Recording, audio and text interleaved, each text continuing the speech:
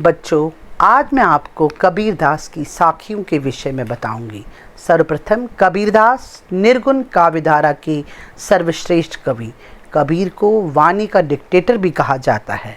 तो प्रथम साखी, ऐसी वाणी बोलिए मन का आपा खोए, अपना तन शीतल करे औरन को सुख होए। तो इस साखी का भाव है, यहाँ वाणी की उपयोगिता पर, वाणी की महत्वता पर प्रकाश डाला गया है। हमें ऐसी वाणी बोलनी चाहिए जिससे मन का आपा का मतलब अहंकार समाप्त हो जाए, अभिमान। हमें अपने मन में कोई अहम भाव नहीं रखना चाहिए। अपना तन शीतल करे औरों को सुख होए। ऐसे वचन बोले जिससे स्वयं को भी शांति मिले, औरों को भी सुख हो, आत्मिक शांति हो।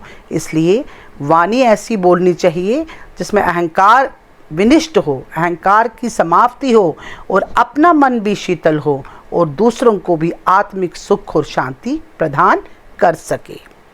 अब दूसरी साखी, कस्तूरी कुंडल बसे मृग ढूंढे बन माही, ऐसे गट गट राम हैं दुनिया देखे नाही। यहाँ पर ईश्वर की सर्वव्यापकता पर प्रकाश डाला गया है कि भगवान हर जगह है। कस्तूरी सुगंधित पदार्थ, कुंडली नाभि। कहता हिरन जो है, मृग हिरन पूरे जंगलों में छानता है, चौकड़ियाँ भरता है, लंबी लंबी छलांगे लेता है और सुगंधित पदार्थ को ढूंढने के लिए, लेकिन वहाँ उससे कुछ भी प्राप्त नहीं होता है।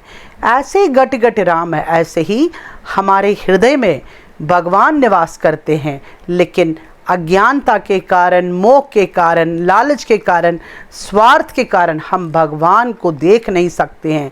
हम मंदिरों में, मस्जिदों में घंटे बजाते हैं, तीर्थों में जाते हैं, तत्पश्चात भी ईश्वर की प्राप्ति नहीं होती है। इसलिए कबीरदास ने यहाँ पर ईश्वर की सर्वव्यापकता अर्थात ईश्वर कण कण में निवास है, उसे सच्चे मन से ढूंढिए, उसे पवित्र मन से ढूंढिए। तीसरी साखी, जब मैं था तब हरि नहीं, अब हरि है मैं नाही, सब अंधियारा मिट गया जब दीपक देखा माही।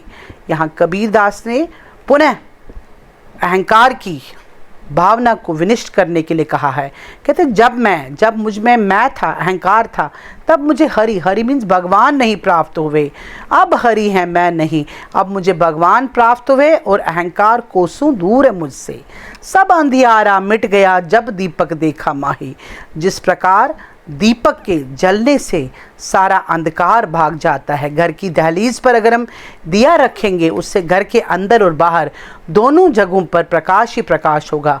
उसी प्रकार अगर हम अज्ञान से मुक्ति प्राप्त करेंगे, अहंकार से मुक्ति प्राप्त करेंगे, तो हमारा तन और मन दोनों पवित्र हो जाएगा। इसलिए कवि ने अहम भाव को, अहंकार को त्यागने की यहाँ पर मनुष्य को शिक्षा दी है।